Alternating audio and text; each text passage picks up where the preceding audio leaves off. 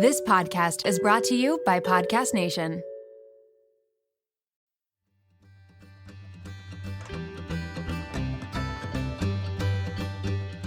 Welcome to As a Woman, Fertility Hormones and Beyond. I'm your host, Dr. Natalie Crawford, and I am a board-certified OBGYN and fertility physician, and also co-founder of Fora Fertility in Austin, Texas. Each week on this podcast, I discuss health and fertility and how they relate to your true self. Become a part of the community of collaboration that amplifies others as a woman. I hope you enjoy the episode.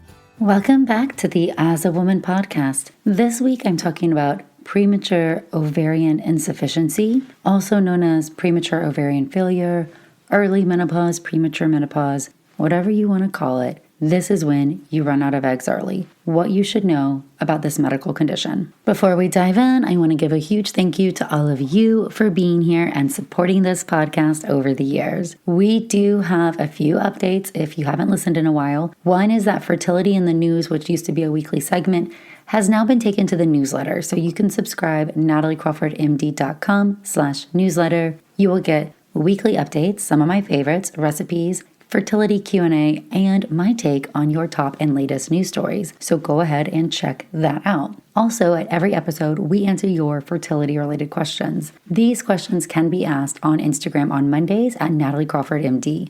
Ask your question there. They will be answered here each week on Instagram on Monday and in the weekly newsletter. And we do have special fertility Q&A episodes where if you have a burning question you really want answered, please call and ask it, 657-229-3672. These are my favorite episodes, recording and answering your questions, so I'd love to do more of them in the future, but you gotta call and ask. Premature ovarian insufficiency, or POI, is the official term for what used to be known as premature ovarian failure. The reason why we changed it is because the ovaries are a little more dynamic and not quite as absolute as we have learned, and I will go over. But in short, this diagnosis means going into menopause or being out of eggs, so loss of normal ovarian function before the age of 40. Approximately 1% of women will have this condition, and it is very common to happen if you're under age 30. Only 0.1% of women under age 30 will have POI. It is characterized, so typically diagnosed, number one, with amenorrhea, meaning absence of periods. So the clue is that you no longer are having a period. You may also have low estrogen signs, which can be fatigue, headache, insomnia, vaginal dryness, hot flashes, and the longer it goes on, the worse those signs may be.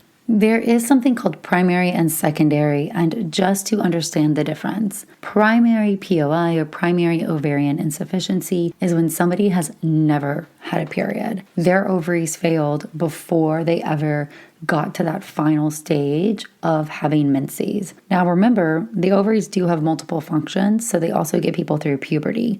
So when the brain kicks on and starts sending out FSH and LH, that is the start of puberty. So if we walk this back for a minute, your ovary has all the eggs it's ever going to have stored inside of it the moment you're born. Every single month, even when you are a baby inside your mom, a group of eggs is released from the vault in the ovary. There's not a real vault, but this analogy just helps you picture it. You have tiny eggs inside of a vault. A group of eggs comes out of the vault and can be seen on ultrasound. These are considered follicles. There's one egg inside each follicle. When there's more eggs in the vault, more follicles come out, and this is why we lose the fastest rate of eggs when we're actually fetuses inside our pregnant mom. Wild. Because at that point, and even early in your childhood, before you start puberty, a group of eggs comes out of the vault, each egg in a follicle. There is no FSH because you've not started puberty yet. What this means is that no egg matures, no estrogen is made, all the eggs die, and another month, another group comes out. So nothing is happening, right? You're a child, you haven't gone through puberty. Puberty is the start of having the brain turn on and send out FSH and LH. Really, it's GnRH from the hypothalamus that then stimulates the pituitary gland, but let's just call puberty the brain turning on. This process starts allowing the ovary to have eggs growing and starts to allow you to make sex hormones. This is why we see the normal progression in puberty with some sexual hair. So you have pubic hair and axillary hair. You'll see thelarchy or breast budding, and that's from the initial estrogen exposure from the ovaries. However, it is not a strong enough signal to get an egg to maturity for ovulation until your period comes. And that's why typically once you see a female child that has breast budding, period will usually start on average about 2 years later. So that is when now the ovary is mature enough, it's seen enough estrogen exposure, the egg can now get to ovulation and the brain now can send out that LH surge and allow you to ovulate and then make progesterone and then have your first period. So you really have a couple years of estrogen priming in the early puberty before your period begins. And this is really helpful. This is when you develop your height. This is good for your bones. This is when your breasts develop. And so this initial estrogen priming phase is really important. And then you'll start your periods eventually. And then that is a sign most of us really truly associate with puberty. But interestingly, a lot of our height as females has already been achieved by the time you start your period. So that estrogen priming and that ovaries working is good. Now you can go into primary ovarian failure insufficiency any time in here. Your ovaries might fail before your brain ever turns on, and then you would have no puberty. So you would actually present with an evaluation of, I've not started puberty, I don't have breast development, any of these things. You might get through partway through puberty, but then never have a period. So you might have sexual maturation, but never have menses.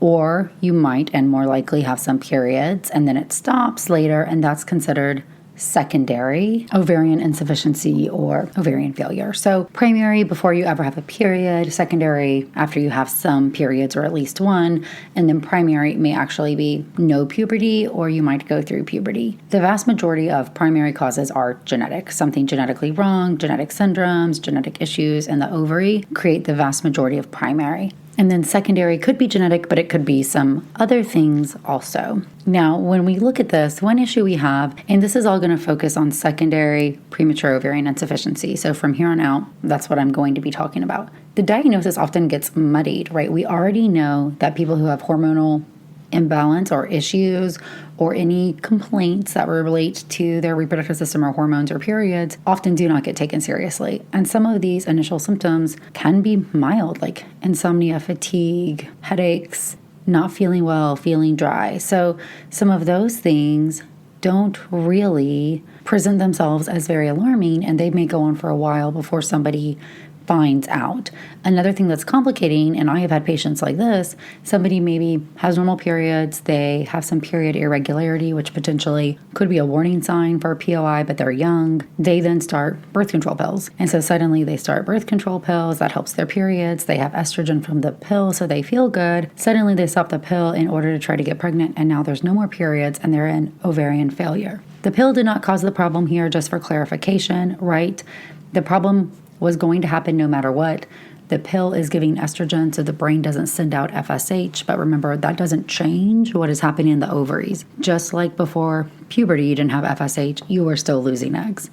So these people were still on a pathway to egg loss. They just didn't know, and they didn't have any of the symptoms because the pill was giving them estrogen, which is good. Estrogen is important, and there are some long-term secondary outcomes if you do not have estrogen exposure. So having POI and then not being treated with estrogen can definitely have long-term consequences, such as cardiovascular, neurocognitive, and skeletal. So increased risk for osteoporosis, for heart disease, heart attacks, and for dementia or Alzheimer's disease. So estrogen is really, really important for the entire female body. All right, so how do you officially diagnose POI? The official diagnosis is going to be 2 separate blood draws 4 weeks apart that show an FSH of higher than 25, specifically paired with an estrogen that is low. So if you have a low estrogen and a high FSH, that means your brain, your pituitary gland is sending out so much FSH. And the ovaries, what makes estrogen, are not doing anything. They are not listening. They are in failure, or they are no longer working. The reason why the name has been changed from premature ovarian failure to premature ovarian insufficiency is that we do know that some people who have POI actually can have random spontaneous ovarian function, randomly can ovulate. And probably anybody who's a fertility doctor has a patient who may fall into this category. Now, this is confusing. It doesn't mean I can give you FSH to get your ovaries to grow. All the stimulation that I do always relies on the brain sending out FSH. And if your brain's already sending out high FSH levels and the ovary is not adequately responding, then all of my tricks are not going to work, nor are my monitoring techniques like checking LH, because your OPKs are going to be really high because your LH is going to naturally rise as well. So you might have a random ovulation, and if you're having unprotected sex, you might get pregnant. We do see this in some people who get put on hormone replacement therapy, namely estrogen. That estrogen they're taking because they need it for their bones, their brain, their heart, suddenly now decreases some FSH, and sometimes that can allow an escape ovulation and a potential pregnancy. So I've even had a patient who had POI, used donor eggs, had a baby, was on HRT, and then randomly got pregnant with her own child. It can definitely happen. It's just not common. So you might find yourself at this place where we can no longer stimulate you, can't do IVF, can't do IUI, can't do egg freezing, can't try to time anything, but potentially you could still get pregnant. And because of that random escape ovulation, if you're under age 40, this name has been changed to premature ovarian insufficiency. Ovaries don't make enough estrogen to keep you healthy. It's not good for you to not have estrogen, but it's not a true 100% failure. Now that's different if you're over age 40 just because of natural loss of ovaries too. It is a lot less likely to have a random ovulation as you are older. So if you now have developed amenorrhea, your doctor checks your labs, maybe you have an ultrasound that doesn't show any follicles, your FSH is elevated, and now you have this diagnosis of POI. First thing we're going to start doing is trying to figure out why, like what could be going on. This now evaluation I will also do in very young patients with a very low AMH. Essentially, they're on the pathway to POI and something that's highly abnormal for their age. First thing we're going to do is check a karyotype. Karyotype is counting your chromosome number to see if there's a chromosomal abnormality that could contribute. One top cause is something called Turner syndrome.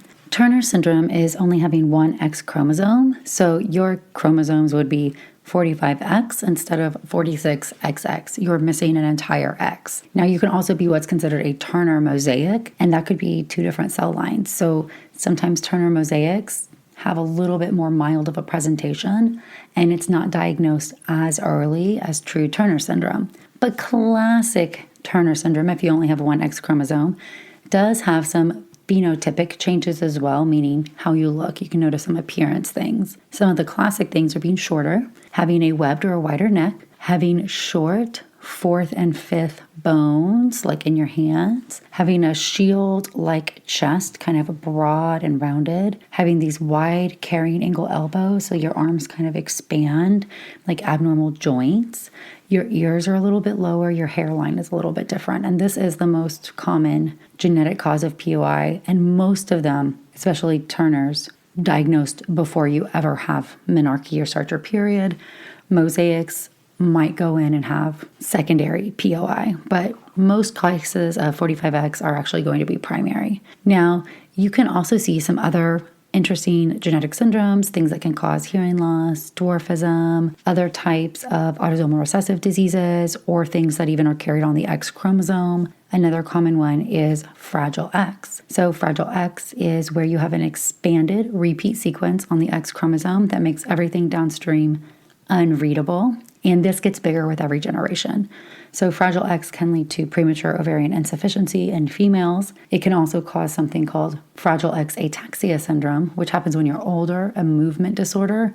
But there's no signs.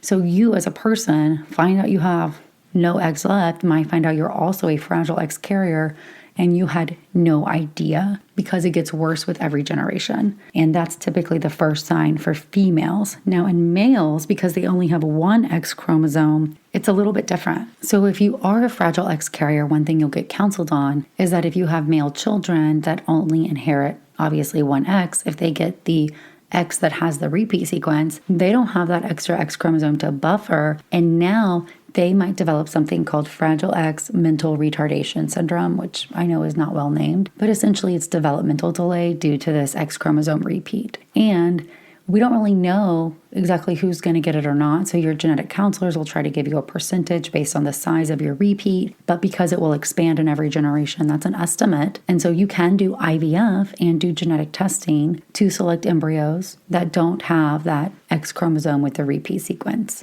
Other things that can cause premature ovarian insufficiency are autoimmune diseases. So there's definitely a whole spectrum to autoimmunity that I honestly think the medical community is just starting to reach the tip of the iceberg. But two that we know can also impact the ovaries are adrenal autoimmunity and thyroid autoimmunity. So if you have adrenal insufficiency, your body has antibodies to your adrenal glands. Your adrenal glands make tons of hormones that are essential for living. But if you have adrenal insufficiency, you can have skin hyperpigmentation, so darkening. You may get something called orthostatic hypotension. You stand up and your blood pressure drops and you pass out a lot or you feel dizzy. You might crave salt because you're not able to maintain that salt balance in your blood. You also may have some anorexia. You may get abdominal pain. You may have loss of some of your sexual hair. And then in thyroid disease, this is much more common, but autoimmune thyroid disease can cause a goiter, so a swelling in the throat where the thyroid gland is, and nodules. You can have heart abnormalities, increase and decrease heart rate. You can have bulging eyes. You can gain weight or lose weight because thyroid disease autoimmunity can go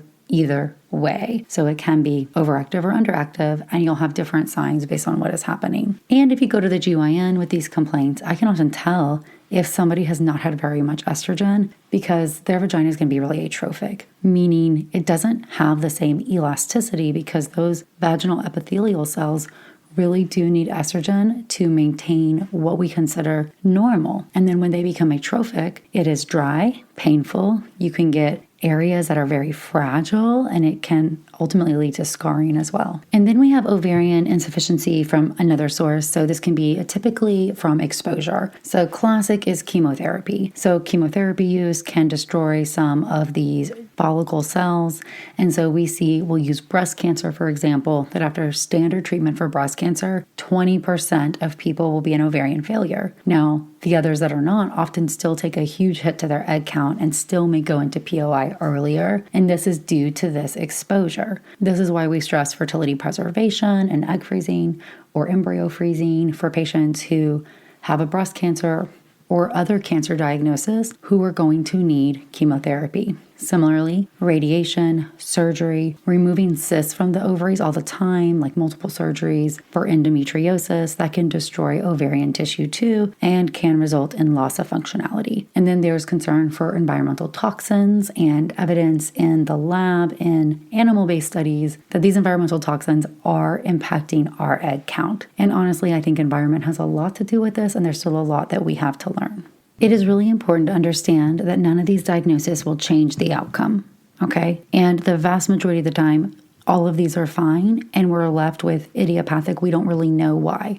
Karyotype is normal. You don't have Fragile X. You don't have proven autoimmune disease. You haven't been exposed to chemo or radiation. That doesn't change. We can't undo what has been done. But it is helpful if you have, let's use thyroid disease, for example, that we treat your thyroid disease so that otherwise you don't have other health consequences due to this. And again, some patients can ovulate with POI, and the chance of having a pregnancy if you ovulate is about 5%. So it's not very high, but it's not zero. And that's how we counsel people. And you don't have a higher risk of having pregnancy complications because of POI unless your primary diagnosis of why you have POI could contribute. So a good example is Turner syndrome. Turner syndrome has some extreme risks in pregnancy that make it dangerous, even if you did have your own eggs, specifically risks of your aorta dissecting, essentially having a rupture of your aorta. So that sounds pretty terrible. And that's just due to part of the nature of the disease. But presuming that the reason why you have POI does not hold any other risks,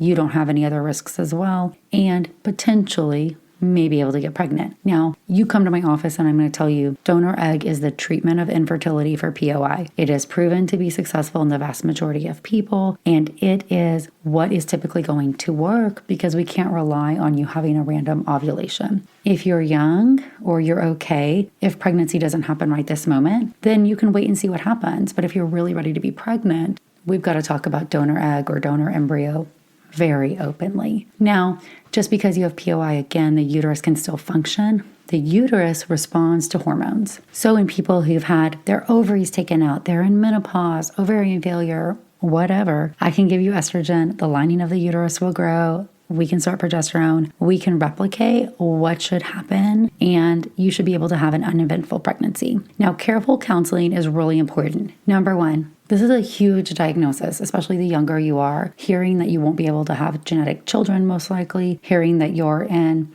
ovarian insufficiency or failure, hearing that you need hormone replacement. This has been documented, and obviously it makes sense to cause a large amount of stress. And so we need to make sure, one, you have a therapist in counseling. Two, we need to give you estrogen. Low estrogen, again, predisposing factor for heart attacks, predisposing factor for osteoporosis, also harmful for your mental health, also harmful for future issues with dementia, future issues with your eyes, decreasing your vision. And so HRT, even though it can get like this bad reputation, is essential. This is medical treatment for a medical disease. You need estrogen. There are different ways to give estrogen. And when I was treating patients with this, you can give it in patches, you can give it in pills, you can give it transdermally, like through your skin. If you have a uterus and you take estrogen, you must take at least some progesterone. It could be every month, every other month, or every 3 months, but you have to have some because unopposed estrogen does contribute to a risk of endometrial cancer. So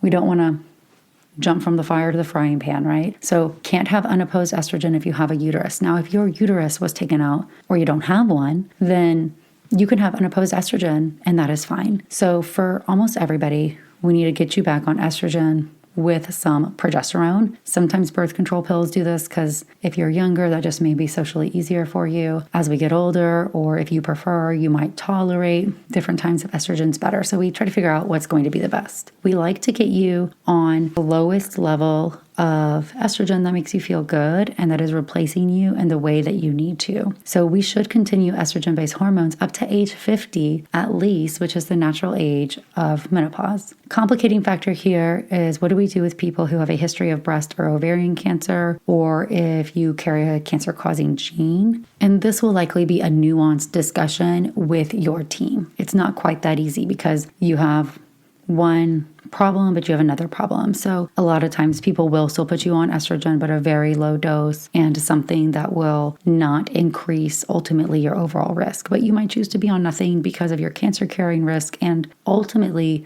making an educated decision is what is the most important. The last thing I do want to circle back on is that sometimes you can run out of your gametes based on an infectious disease.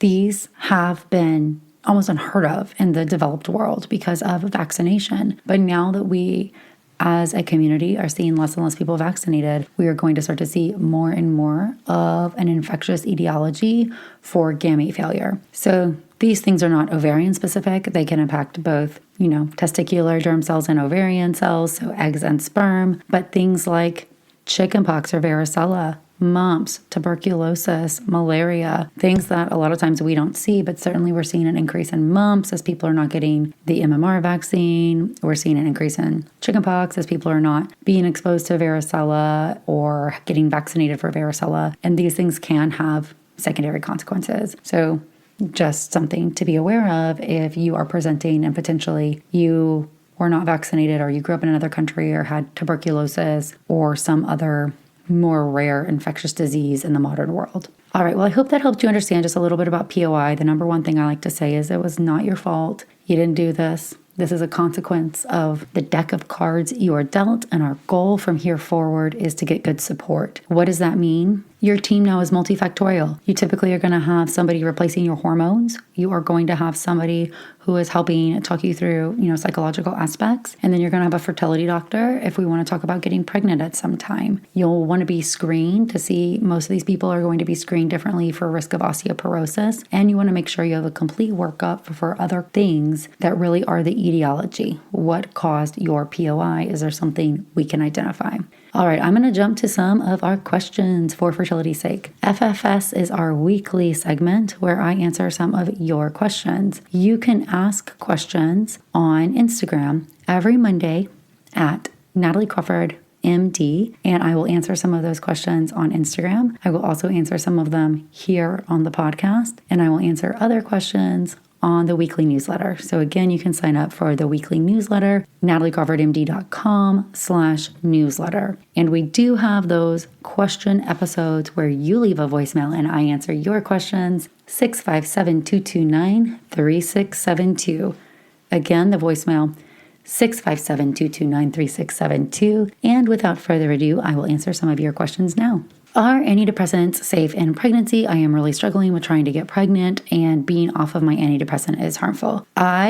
One, always want to know what antidepressant you're on. Two, who is managing it. It should not be your fertility doctor. But for the vast majority of my patients, I am not taking them off of their antidepressants. There are, a handful of things that we might say, hey, this is something that we should switch to something that is a little bit safer. With a top thing being that we see people who are on Zoloft and Celexa really most of the time with very few complications. The typical complications there are going to be potentially premature birth or maternal weight changes. There is one SSRI, which is Paxil or paroxetine, which has been associated with an increased risk of a fetal heart defect. And so that one we do like people to switch to something different in pregnancy. Now, SNRIs are another option, things like Cymbalta or Effexor, and you will also see people maybe on Wellbutrin and some TCAs or tricyclic antidepressants. Things like nortriptyline might be an option there.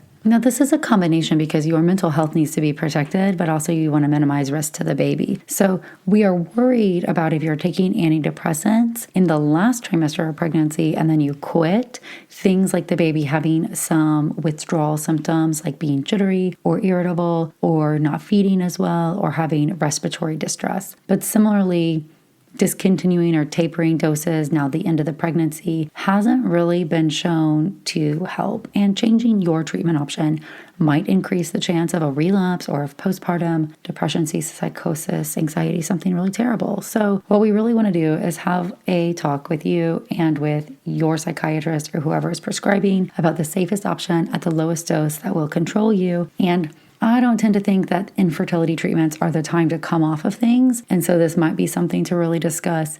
Where are you going to try to stop and when, based on whatever your provider thinks. But I don't automatically pull all my patients off. And this has definitely changed over the past 10 years. All right, just had a baby via IVF. When can I do another embryo transfer? Hey, every fertility clinic is going to have their own thoughts on this one. Personally, I don't like to put an embryo inside your body until it's been 1 year. So that way, I want your uterus to heal up. Each embryo deserves a fair chance. Probably the very soonest I've seen people do it is going to be 6 months after giving birth. Again, not my preference. And we're always going to want you to be finished breastfeeding. So I want you to enjoy that experience. If you love breastfeeding, I don't want you to have to cut that short in order to achieve this next goal.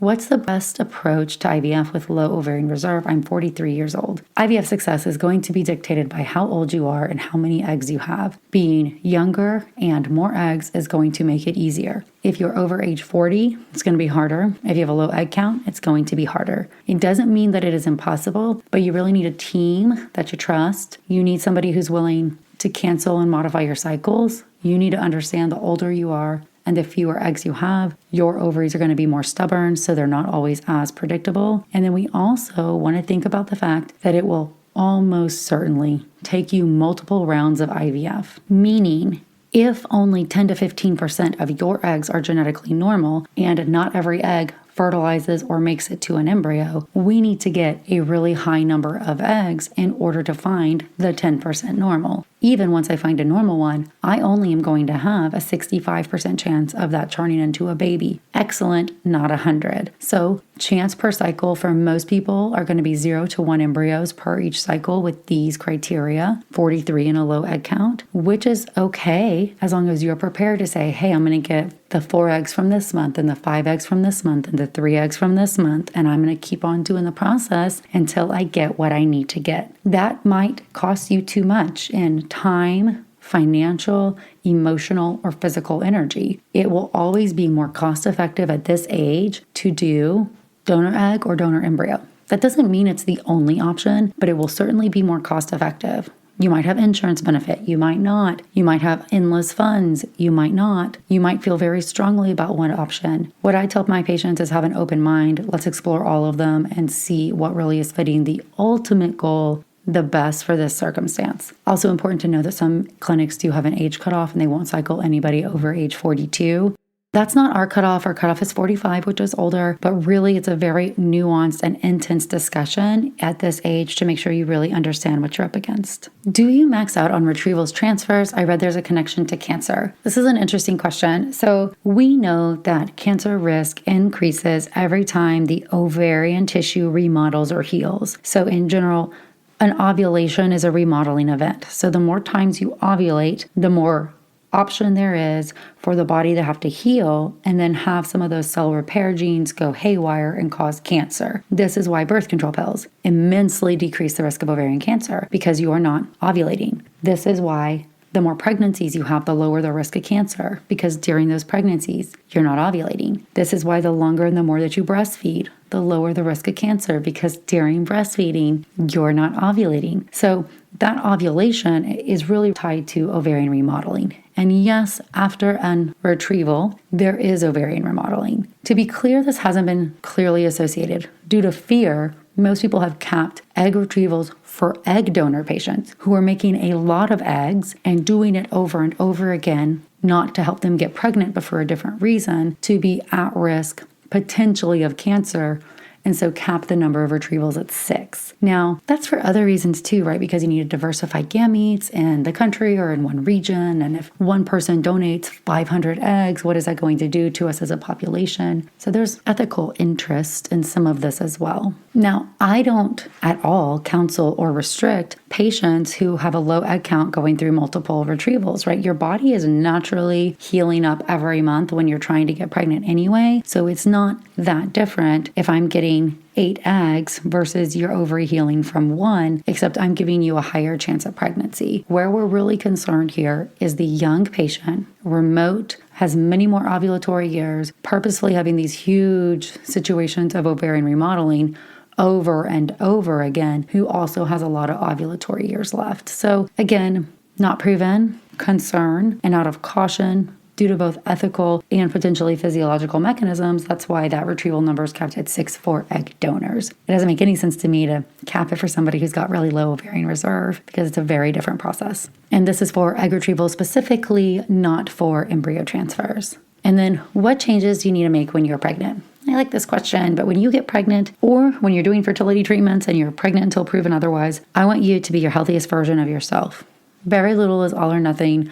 But I want you to get sleep. I want you to exercise. If you're pregnant, really, those muscles is going to be so important. Progesterone is going to loosen your ligaments, your spine. So you're going to have to relearn how to move your body. But having a strong core and muscular base is going to help you. Having good cardiovascular health is going to decrease risk of complications later. I want you to eat lots of fruits and vegetables. Take your prenatal vitamin, probably top, and then avoid exposure to toxins. Cigarette smoking, marijuana, alcohol, just take those out of your life. Take out secondhand smoke too if you can. So really, this is a crucial time for your baby. The genetic code has already been given by the 2 gamete sources. Your body, if you're carrying a baby, is now determining which genes are turned on and off, and this is called epigenetics. And we really believe that fetus is programmed while you're pregnant. This is why also if you have premature ovarian insufficiency, or if you're older, or for whatever reason you need to use an egg donor, now I see patients with this fear about connecting or bonding with the child. And the thing I want to say is, 1, I've never had any patient actually have trouble with this. 2, most everybody's always said, this is the child I was meant to have. It's just the journey I had to walk to get there. 3, for better or for worse, you get to give birth, be pregnant, breastfeed, all of that stuff. But 4, your body, your environment determines those genes that are turned on and off. So even if the genetic code may not come from you, that environment of which that baby is gestating is crucial and important, and that should make you feel excited. You're contributing in probably the most major way. All right, friends, I hope this helped. Again, I just thank you so much for being here. You can ask your questions every Monday on Instagram at nataliecrawfordmd. Sign up for the newsletter, nataliecrawfordmd.com/newsletter. Follow along on the YouTube channel, Natalie Crawford MD, and you can call and leave your questions for the voicemail episodes 657-229-3672. Thanks, friends.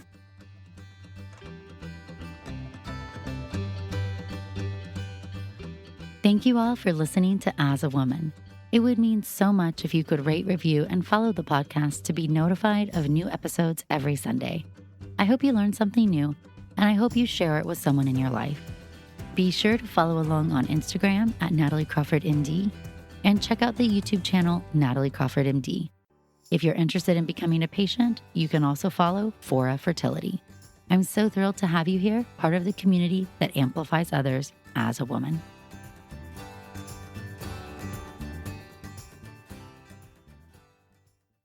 My name is Len Webb. And I'm Vincent Williams. We'd like to welcome you to our documentary podcast, The Class of 1989.